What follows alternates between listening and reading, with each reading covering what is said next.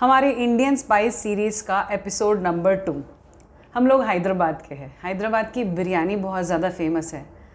जो बिरयानी में मसाले पड़ते हैं, आपने कभी ऐसा नोटिस किया है कि ये मसाले अगर नहीं हो तो बिरयानी कैसे लगेगी? ऐसी बिरयानी का एक बहुत इम्पॉर्टेंट इंग्रेडिएंट है बे लीफ या फिर तेज पत्ता।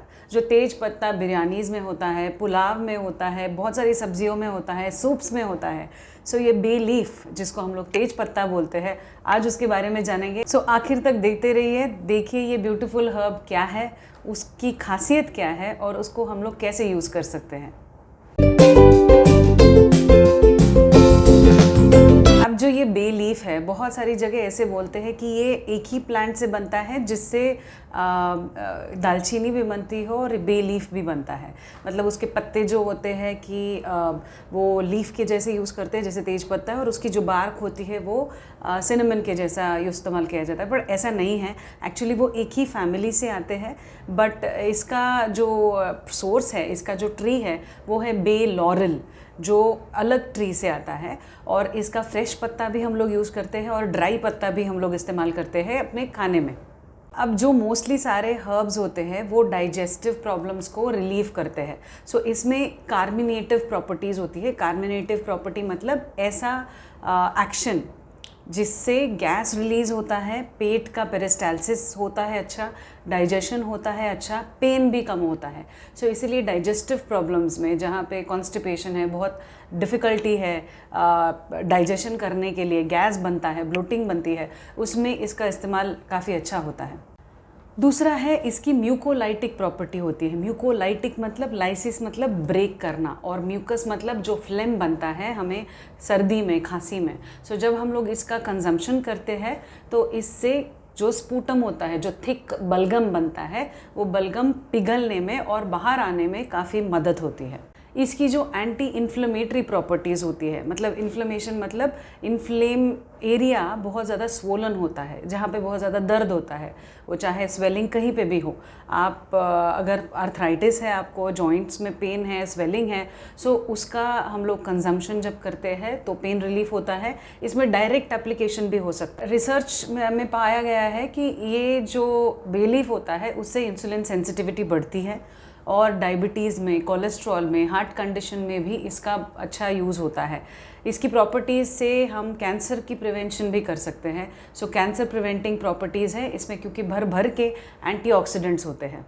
इसमें काफ़ी एंटी फंगल और एंटी बैक्टीरियल प्रॉपर्टीज़ होती है। सो कोई भी इन्फेक्शन को ये फाइट देने में काफ़ी मददगार साबित होता है। इसमें एक कंपाउंड होता है जिसे लाइनोलॉल कहते हैं। सो ये जो कंपाउंड होता है, इससे काफ़ी ज़्यादा स्ट्रेस इश्यूज़, जो टेंशन होता है, एंग्जाइटी होता है, उससे जो लोग जूझते हैं उसको रिलीव करने में बे लीफ बहुत अच्छा काम करता है। सो इसीलिए इसका कंजम्पशन, इसका इन्फ्यूजन या फिर इसकी जो खुशबू होती है उसको अगर सूंघने के बाद भी जो अरोमा थेरेपी जो होती है उसमें इस्तेमाल ऐसे किया जाता है। अब इसकी जो अरोमा थेरेपी है या फिर इसके जो भी कंपाउंड्स हैं, जो इतने सारे प्रॉब्लम्स में इसका इस्तेमाल किया जाता है, इसलिए हेडेक में भी इसका अच्छा इस्तेमाल होता है। माइग्रेन के प्रॉब्लम्स होते हैं या फिर टेंशन हेडेक होता है, सो उसमें गर्दन, शोल्डर, इसमें भी दर्द होता है। सो इसमें हम लोग आप वो इन्फ्यूजन के जैसा ले सकते हैं, इसको डायरेक्ट वे अप्लाई कर सकते हैं।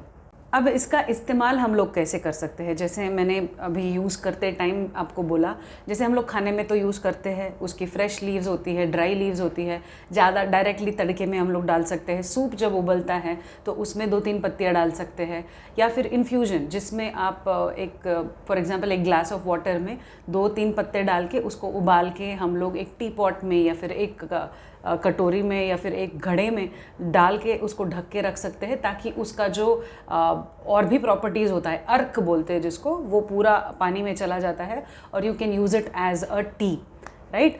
इसमें काफ़ी सारे लोग इसमें स्वीटनर्स डालते हैं, हनी डालते हैं, बट इसकी प्रॉपर्टीज़ पूरी तरीके से बॉडी में अब्जॉर्ब होने के लिए अगर इसी फॉर्म में आप लोग कंज्यूम करते हैं तो ज़्यादा बेनिफिशियल होता है।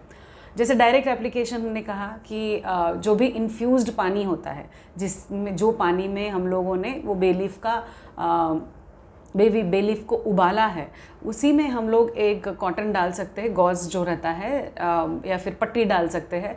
वो पट्टी ही हम लोग फिर अफेक्टेड एरिया पे अप्लाई कर सकते हैं और रख सकते हैं फॉर सम टाइम, ताकि वो जब स्किन में अब्जॉर्ब होता है पेन कम होता है। बे लीफ का ऑयल भी मिलता है, ये ज़्यादा कॉन्सेंट्रेटेड फॉर्म में होता है, इसीलिए इसको डायरेक्ट यूज़ नहीं करते हैं।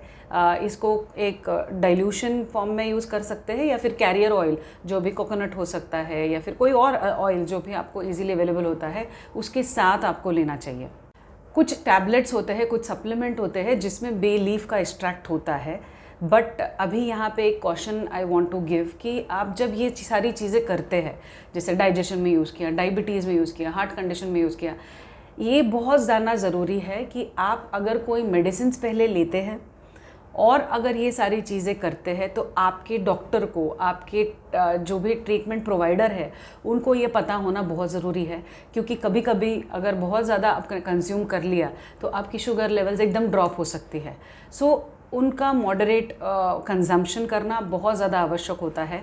दूसरा, इसमें जो लीव्स होते हैं, ये पत्ते होते हैं, ये डायरेक्ट आप कंज्यूम नहीं कर सकते हैं, क्योंकि इनकी एजेस जो होती है काफ़ी शार्प होती है और इंटरनल लाइनिंग को ये डिस्टर्ब कर सकती है, और ब्लीडिंग भी उससे अंदर की साइड इंटरनल ब्लीडिंग भी हो सकता है। सो ये जितने भी प्रॉपर्टीज़ हमने देखे हैं कि इतनी सारी बेनिफिट्स इसमें होती है, बट इसका कंजम्पशन काफ़ी मॉडरेट लेवल पे होना चाहिए।